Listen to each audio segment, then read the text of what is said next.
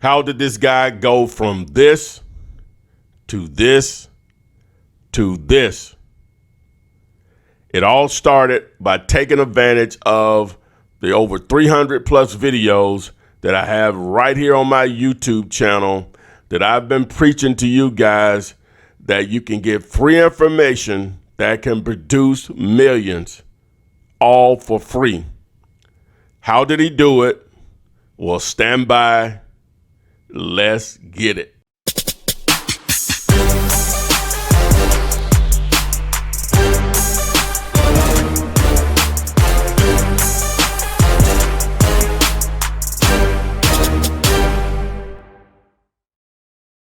Hello guys, this is Ty, aka The Flip Man, and if you've been on my channel, you've gotta recognize this guy. This is his third time on my Flip Man, Act Flip Man channel here on YouTube, and I'm actually here in California with Chris the Shark.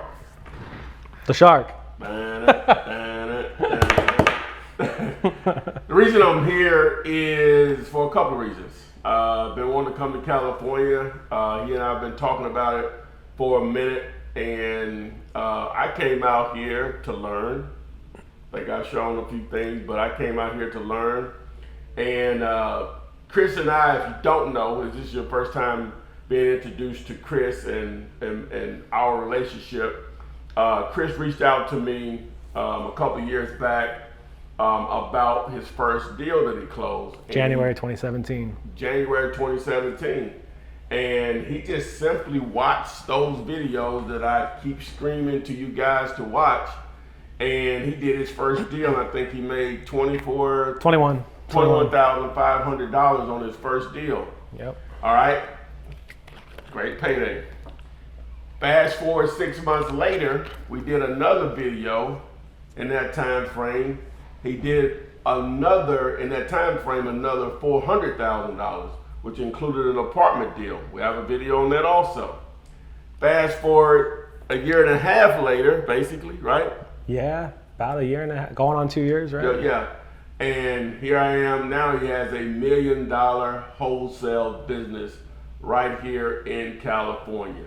Yes. You can wholesale in California. Multiple millions. This is living proof right here. So we're sitting live here in this office. So yes, I'm here in the Southern California, LA, Riverside area right now. And I just wanted to give you guys an update. I'm going to learn from his experiences and how he does business. And hey, you can take it however you want. Now you'll see all of his contact information here. He's big on Instagram. Soon to be big on YouTube also. But enough of me yapping. What's up? What's up, man? Hey, so if you could just give a little background, Chris. Like I say, the other videos are out there, but you know, now you have more of a story behind even the original story of how, you know, what you were doing before you got into real estate, how you discovered it, and so on. Yeah, so, you know, I started in the telemarketing industry. I was in a tool company selling tools and supplies all over the country. I've been doing that since I was 16. My brother and I formed that company, did quite well. To this day, we still own that company. That's still my primary and main business, is the telemarketing business. I got started in wholesale because I wanted to buy a rental property. I bought one or two, and I realized right away that I couldn't afford to keep buying rental properties, especially not here in California where they're really expensive, right? So initially I wanted to learn how to flip a house to try to make money to go buy more rentals. And that's how I came across Ty's videos. I was on YouTube looking up how to flip houses, tripped across wholesale. To be quite honest, I didn't know if it was possible to do in California because I couldn't find anybody that was doing it out here. So I just started watching the videos, and I must have spent a week straight of just watching every video you've ever put out, right? And I couldn't find anybody doing it in California. So I just decided to take the leap. You know, I got started with direct mail, and basically everything you just said. You know, the first deal hit, it was a nice one. Then the next deal hit. The sixth deal was the big apartment deal. That was like a $400,000 deal, and it was really a game changer. That's the deal that propelled me into starting all this. And everything else has been kind of history from there. Now here we sit today, we're on track to do multiple millions this year. We have VAs overseas. We got a staff of acquisition guys and disposition guys, and it's a full-blown business. Now we're throwing events. We're doing all kinds of stuff, and it all started with that first wholesale deal. Boom. Okay. Boom. We'll see you all later. All right, but we want to get into some of the things that you do to generate leads. Okay. Because at the end of the day, what is the business about? Marketing. Marketing. You're really a marketing agency versus a real estate investor. Because if you're not generating leads, and a lot of them, it's hard to do deals. So let's start. You're doing a lot of different things right now as far as generating leads. Let's start with some of your bread and butter lead generators and how you all accomplish that. So what works for us is basically a mixture of things, right? A lot of people say do one thing and do a lot of it and then expand from there. Not that doesn't work, but that's just not really what worked for me. I started with direct mail. So the first year I did nothing but direct mail, and I made a lot of money that first year, but it was very inconsistent, right? It was like we get 2 or 3 deals, then nothing for a month, it's frustrating. So once I started diving into the other marketing channels, I really just went hard on trying to do a blend of everything. So to give you like a snapshot of what the company looks like today, we have 15 cold callers that are all overseas. So they're generating leads daily, dozens and dozens of leads. And all they do is just basically call all of our data, submit the lead straight to the guys. We also do a lot of, PPC on Google. So we're advertising online in multiple markets. We do a lot of Facebook advertising, which is, same thing, multiple markets with Facebook. And then we still do direct mail. I'm still doing, on an annual basis, probably around 20,000 postcards a month, but it's not every month like that. Sometimes it's 5,000, sometimes it's 40,000, just depends on, I try to gauge it by how much they can handle, right? Because you don't want to over put leads and then they don't get worked, And then we do all the other stuff too, like RVM and text blasting. RVM, you got to tell them what that is. RVM, ringless voicemail. So you ever get a phone call, or you have a missed call, but your phone didn't ring? That's what RVM is. It just sends people a voicemail straight out, and when they hear the voicemail, it says something along the lines of, "Hey, try to reach you, want to buy your house." I would say SMS and RVM are our weakest channels, but we still do them just because we try to hit it from all angles.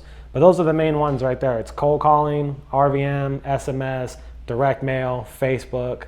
And direct mail, Facebook, and PPC. So those are the main things. PPC is the Google advertising. If you don't know, when he says Facebook, he means Facebook ads. Yeah, there you go. So, all right. So now, a lot of people that are watching this right now, this may be their first introduction to wholesaling. All right, and probably because I'm gonna have a funky thumbnail that's gonna say, what does a $1 million wholesale, a 7-figure wholesale business look like? So it's going to get a lot of people's attention. But I'm going to let you, I can explain it or whatever, but explain to them what is wholesaling. What is wholesaling real estate? Wholesaling real estate is, the simplest way to explain it is you're negotiating a price with a motivated seller, someone that's typically in distress to sell their property. You put that property under contract, meaning you come to an agreement with the seller to buy their property for a certain amount, and then you take that contract and you basically assign it to someone that's going to buy the property, or you're selling the contract. That's a typical wholesale deal. Sometimes you close on the transaction, sometimes you don't. Sometimes you double close assignments. We can get into that if you want, but in a nutshell though, yeah, you're locking up the property at a purchase price and then assigning the paperwork to a buyer for a fee. Okay, let's dive a little deeper into that. All right, now, from the point that someone contacts you all or you contact them, take them through the actual process of what happens then with the seller side of it, as far as the normal conversation and what is a deal. How do you determine what is a deal based on price that you and the seller negotiates, and what's not a deal, or what may be a time waster, I guess you would say, in some cases. So, now here with the staff, we call them jacks, junior acquisition guys. What they do is they follow up with leads all day. Then we have the main acquisition guys. Those are the ones that do the negotiating with the actual sellers. So a kind of like a quick overview from start to finish would be A lead comes in from any one of our channels, doesn't matter which one it is, it comes into the system. At that point, if it's like an internet, like a Google lead or a Facebook lead, we consider those really hot. Usually the acquisition guy will call straight on those. If it's from the other channels that are a little bit weaker, we might have one of the junior acquisition guys call them first and just kind of warm them up and try to gauge their motivation. What we're looking for is, people that have some type of motivation, whether it's some problem they're dealing with, or maybe they're just super motivated to get rid of a house because they don't want it anymore. And to answer your question specifically about what's a deal and what's not a deal, we're looking for equity, right? In my market here in California, houses in this area are typically around $400,000 or $500,000. So we're usually having to buy them under 75 cents on the dollar. You and I had a discussion about this last night, but we flip houses in Texas too and in Florida, and those percentages vary depending on the market. So it depends on where these people watching this are from all over the country, right? So if you're in a market where the price point of the property is lower, the ARV, the after repair value, right, then that percentage of the discount you're going to need is going to be a lot bigger versus here in California, sometimes a 25% discount is plenty to do a deal. So it's all relative to your marketplace. But that's basically the process. The lead comes in, it gets analyzed right away. We're looking for motivation and equity. And if we see that those two things are there, or at least one of them heavily, we start negotiating and we start trying to, come up with a win-win opportunity with the homeowner and for us, And once we take control of the property, then it goes to the dispositions guy who, we have one, and I kind of do it myself still to this day. We just kind of shop the deals out in a number of different ways. And then from there it goes to transactions and boom, it's done. Boom. We get paid. All right. Let's go through, okay, you have a seller that has agreed to say, yeah, we'll sell at the price that works for you guys. All right, the contract process, how do you normally get your contracts over to sellers? Good question. So one, I recommend using Ty's one-page contract. All right, it works everywhere and it's simple. You don't want to send a 17-page car form or something that's going to scare people, right, with a bunch of lawyer talk. So we send the basic one-page agreement. We send it through DocuSign. And what we like to do is we like to get them to do it while they're on the phone with us. That way they can't get out of it. Wow, okay. So basically we lock the deal up verbally. We get a handshake over the phone, kind of like this. Okay, so we got a handshake, 200,000. Okay, what I'm going to do is I'm going to get you over an agreement and we're going to walk through it together. So we might hang up for 5 minutes to write it up real quick. Mm-hmm. My main guy is crafty. He can do it while he's talking, right? Yeah. And he doesn't need my approval. He knows if it's a deal, right? Mm-hmm. But then we get him back on the phone and say, okay, go to your email. Okay, open it up. Let's kind of go through this together line by line. Make sure they don't have no questions. And when you get to the end, see that box where it says click to sign? Click to sign. Yeah. And then that way right there, if they try to get out of it, we can start overcoming the objections and negotiating. But honestly, the way we do it, we get the commitment before we even write up the agreement. So by the time we get that far, there is no matter of are they going to sign or not. Yeah. We just walk them through it and boom, it's all virtual. Boom. All right. Got a contract in place. All right. So do you all even go out and look at the property? Yes and no. So I would say 9 out of 10 deals we do, actually probably more than that, probably 1 in 20 we go look at. Here in California, if the property's vacant and I'm planning on auctioning it off, right, then I'll actually send my guy to go look at it. It's worth my time to go do it. Define auctioning off. Okay, so we get the property under contract and we make other investors fight for it rather than just sending it to one person. Okay, but we don't go view properties without a signed agreement. That's a company policy because we're in a situation where we got so many leads coming in. If we just went on appointments all day for nothing, we'd be losing deals, right?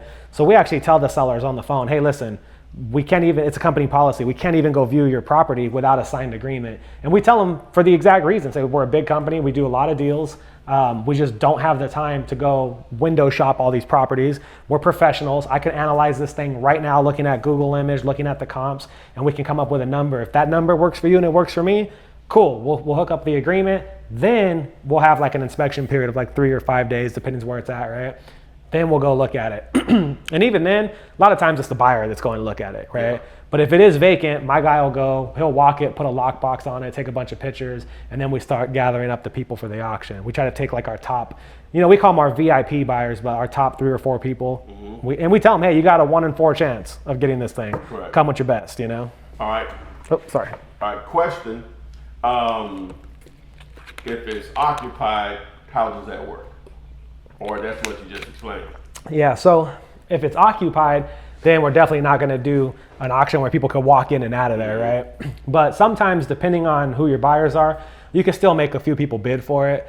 At the point where we're at, we have such good relationships with our buyers. We kind of know who likes what. I got some guys, they won't even buy a house if it's occupied. They want it delivered vacant, so we're just like, well, we'll send you vacant stuff. I got some other guys that they buy anything no matter what, you know? Mm-hmm. I think a big part of it depends too is who's it occupied by, right? If it's the homeowner in there, it's one thing. If it's a tenant, it's kind of easier to work around as long as they know about the sale, which you know, a lot of times tenants don't know about the sale. We get those deals too, where we just got to buy them without even telling the tenant. It's a little risky, but that justifies the bigger discount for us. Yeah, okay. All right, so now like one of the hurdles that most people are just terrified of, and I know how I go about it, so I want to hear how you go about it. You're going to probably teach me something. Okay. If you're sending a buyer out, who does the seller think that is? Yeah. So we try to keep it, you know, everything's a partner. Okay. Right. And technically, capital partner. Yeah, technically we all are partners, right? Yeah. But it's very rare that we'll send a buyer out to a property and the seller's there too. Usually it's a vacant property that my guy has already went and put a lockbox on, so nobody even knows what's going on. So if the property's vacant, hold on. Assuming they won't give you a key. Yeah. Okay. Then you got to meet the seller. So, matter of fact, I wish he wasn't on the phone. We just did one of these last week. Usually, what'll happen is, so if it's me that has the relationship with the buyer, me and the buyer will go together. Okay. But a lot of times it's not me anymore because I don't do it. It's my guy Joe. So Joe will go meet up the buyer. I'm gonna throw you another curveball. All right. Assuming you don't know this buyer, this is your first time as far as you don't know if he's a shyster or not, right? And you don't know, so he may get out there and try to blow your deal up. So I'm throwing because that's what a lot of new people will experience. Because the person that they're probably dealing with may know more than this. So you're seasoned in the game, right? So you know how to just well, I'm not gonna curse, but but you know what I was about to say. But assuming somebody that's new in the game. Okay, how would they handle that though? So, you know, I can tell you this honestly, and we do a lot of deals, right? I mean, on average, over 10 deals a month. It's happened one time, and it was very recent. It was a fire damage property, and that's one thing we don't really do a lot of. Around here, we don't have any fires, right? So we got a fire damage property. Our normal buyers were like, we don't do this, right? Yeah. So we had to start shopping it around. We knew a guy that knew a guy that knew a guy or whatever. Yeah. And to answer your question, we had a buyer that we did not know. Granted, we had a good referral to this buyer. So a good friend of ours referred us to this guy. So it wasn't the same situation, but it was the same thing. Joe went out there, met the guy, walked him around, and I don't know, Joe's kind of a tough guy, so maybe they didn't have to worry about them trying to blow the deal up, you know what I mean? So the seller was out there too? Yeah, the seller, the buyer, and Joe. Okay. And an agent that referred everybody. And basically what they tell the seller is, hey, we're a company, right? We buy a lot of properties. We're cash buyers, but we're not just sitting here with boatloads full of money. We do have investors and appraisers and agents and all these people on our team. Everybody kind of has to go sign off. We got to do our normal thing. Okay. Yeah, and as long as everybody's in agreement, it's, you know, because everybody wants the deal, right? The buyer wants the deal, you want the deal. They're not going to blow it up with the seller, but I wouldn't recommend sending the buyer and the seller out there while you're at home. That's what I'm saying is that you got to have some. I was just trying to make sure we were on the same page, which I knew we were. You got to have somebody out there representing you. It may not be you, but it got to be somebody that you know is going to be representing your interest within that deal. And a lot of times you just have to let the buyer know, hey man, okay, the price negotiations go through me. Yeah. History of the property, information about the property, ask whatever you want to the seller, but you're walking around with them or whoever's out there for you, you know, making sure that that's what's going on, you know. So. And I think that's why it's important that you spend time developing relationships with your buyers if you can. Oh, yeah. You know, so here in California, I mean, we have a big, huge buyers list, but it's the same 4 or 5 people for the most part that buy everything, and it's a win-win. I mean, matter of fact, I tell my guys, we're the golden goose. We're the ones that have the deals, right? If you build the relationship, these people, you know, our buyers count on us. I mean, they're texting me all the time. You got anything? You got anything? You got anything? Exactly. The last thing they're going to do is ruin our relationship over trying to go around me on a deal because they look at me like, man, this Chris brings me so much money. I'm glad you said that. I'm sort of getting ahead of myself with how the deal is going down. So I'm assuming like a lot of people, well, this is a very common question that I get through my video comments on YouTube, Instagram, Facebook. Well, should I double close because I don't want the seller to know what I made? I don't want the buyer to know what I made. And my response is always, I don't want to deal with a buyer that's concerned about how much money I'm making. Right. I want him to know. Right. He needs to feel like I am an asset to him, yeah. which I am. Right. He's gonna make more money than me. He won't get a bigger return on investment than I will. But at the end of the day, he's getting what he wanted out of the deal. If it's someone concerned about how much money I'm making, that's probably something, because it's about relationships. Yeah. You know, he know I'm gonna feed him, or whatever. So now the seller side, but normally they don't care because they're getting what you agreed upon. Right. They know you're not doing it for free. Yeah. You know what I'm saying? No, we got a deal this week. Yeah. We pull it up and show them if they want, right? $100,000 assignment fee. Mm-hmm. Yeah. Buyer, he's signing it. He knows I'm making more than him. Yeah. By a long shot. Do you all do 2 contracts, purchase and sales, or you do an assignment contract? We just go to escrow. Escrow sends the assignment. I don't do nothing. Okay. All right. Cool. And honestly, once to the relationships, right? I mean, the guys that I sell deals to, we don't even, it's like, all right, done deal. Okay, cool. Take it to escrow. Hardly nobody even puts up EMDs. We just get it done, But it's relationship. Nah. I don't like to put that out there that I don't collect EMDs from a lot of my buyers. If we've done deals, hey. Yeah. It'd be like if you and I were going to do a deal. You wouldn't be like, well, I want a non-refundable deposit. It's like, come on, dude. Yeah, it's like.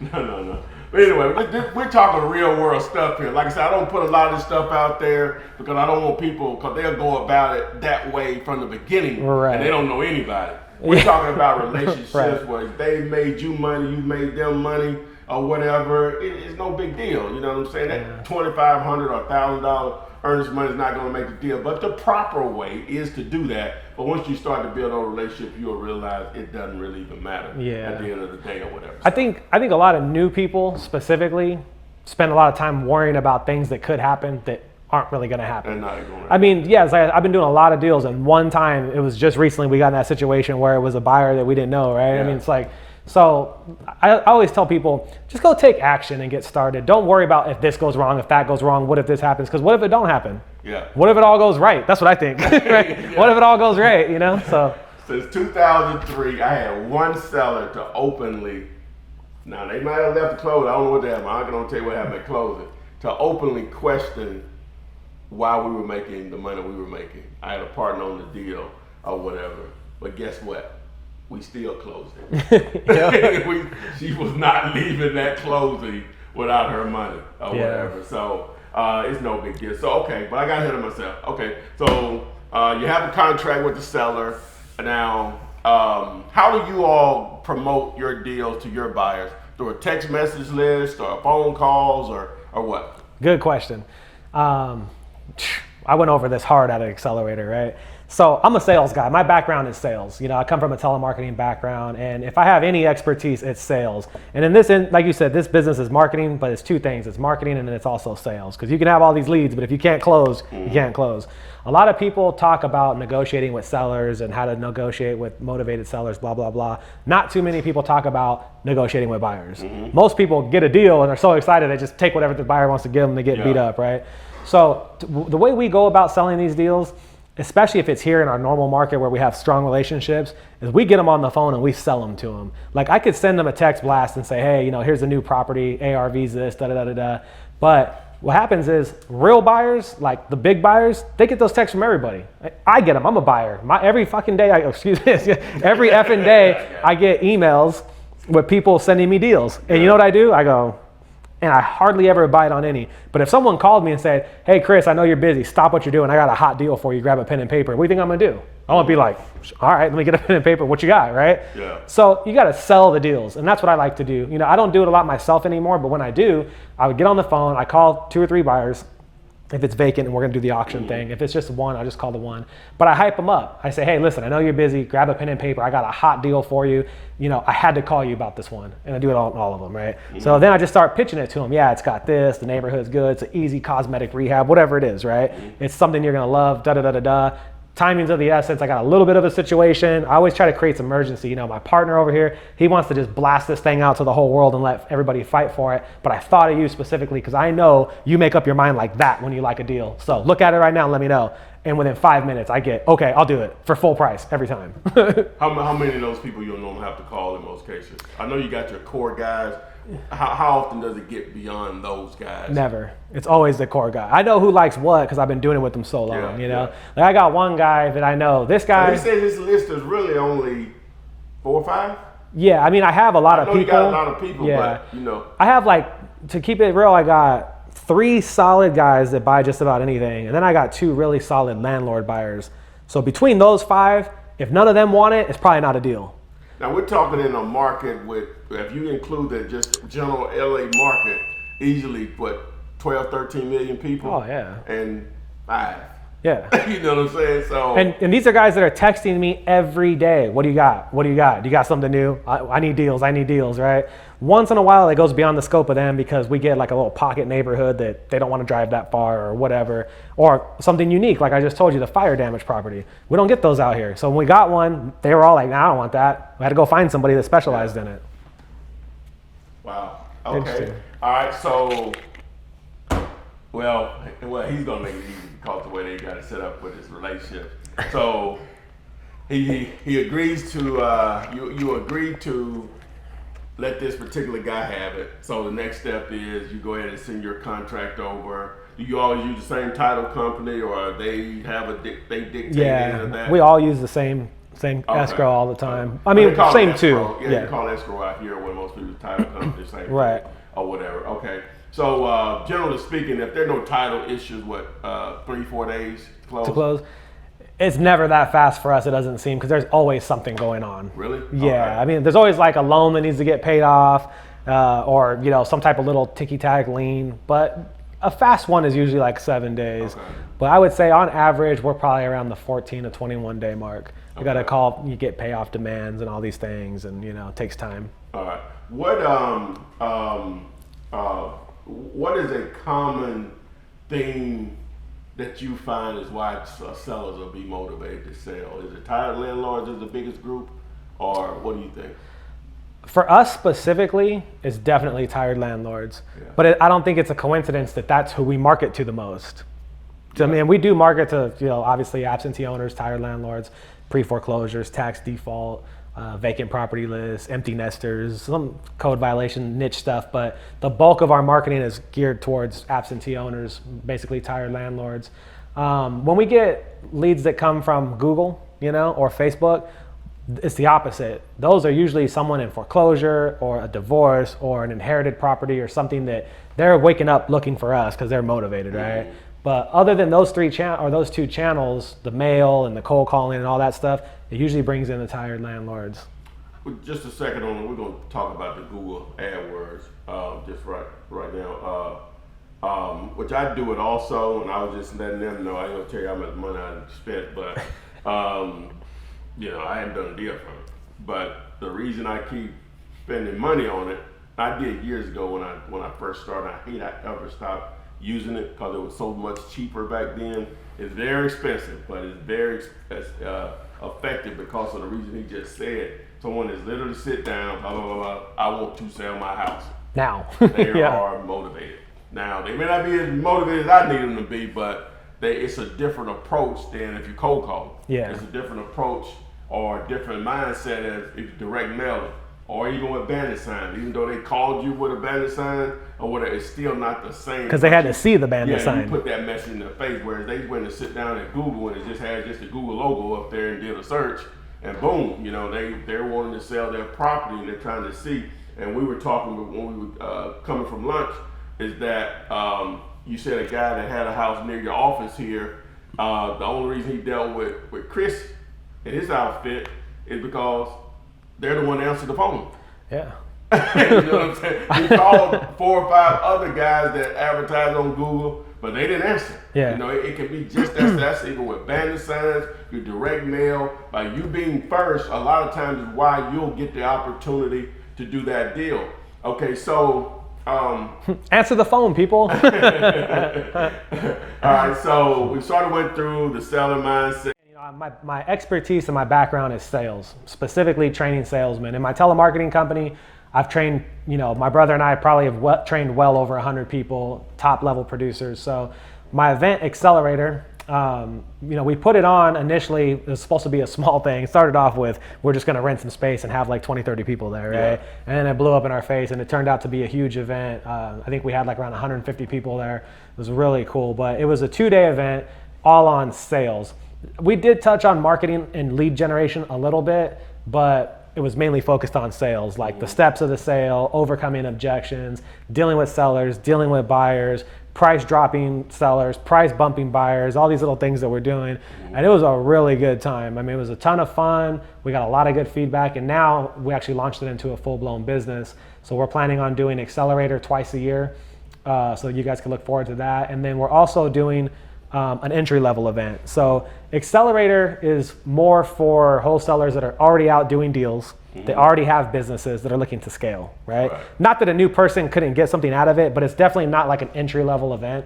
But we are going to have one called Rev, and Rev will be for anybody from brand new on up. It'll be a lot cheaper of a price point, but you can come in, you can learn, you can network. And I tell people all the time, some of the biggest value you get from attending these type of events, aside from the content that you gather, is just the networking. Just to be in a room with 200 other people that are all doing the same thing, or at least attempting to. You make relationships. We actually encouraged our people to start engagement groups. So it was really cool. We had people from all over the country. So we had everybody raise their hand where they're from, and people that were like in states together or close to each other, we put them in Instagram engagement groups to hold each other accountable, and it's really cool, So. Okay. Wow, got a lot in there. Got a lot of, yeah. You now know how to wholesale on the 7-figure level. Yeah. Okay, so you should see here on the screen Chris's Instagram information. That's where he has the most presence. At Chris the Shark, KRISDA Shark. Yep. So you can follow him there. You can follow me at AxFlipMan. Anything you want to add before we close this out? I mean, I always tell people, go take action, right? You're already watching this video for a reason. You're watching it. Don't let this be another video that you just watched, and then you watched another one, and another one, you never do anything about it. Watch a few of them and go get going. You won't regret it. You don't want to have the analysis paralysis, Even going back to my story, I mean, you can look at my story and see how fast it happened. First deal was in January of 2017. Here we are now. It's, we're coming to the end of 2019, or not even the end of 2019. It's like end of August, right? But yeah, it happens like that if you take massive action. So I tell people all the time, take massive action. If you want to lose weight, you don't go to the gym once a week. You go every day and you eat super healthy. You take massive action, right? It's the same thing with this. Don't go put up 10 bandit signs and then just wait. Take huge action, all right? That's my tip for the day. And don't be afraid to make a mistake. So everybody wants it to be perfect, right? That's one of the great things about wholesaling real estate is that you can make a mistake and actually do a deal and make money. Or if you make a mistake, normally it's not going to put you or make you homeless or whatever. Right. So that's the great thing about it. So, man, this has been worth the trip already. Well, we still sort of early in the day out here on the West Coast or whatever, but I'm really glad Chris allowed me to come out, check out his operation, share some of the information with you all. And as I always say, guys, thanks for joining us. Thanks, Chris, for sharing his time, and we'll see you on the flip side. Bam. And the outro music. Nice.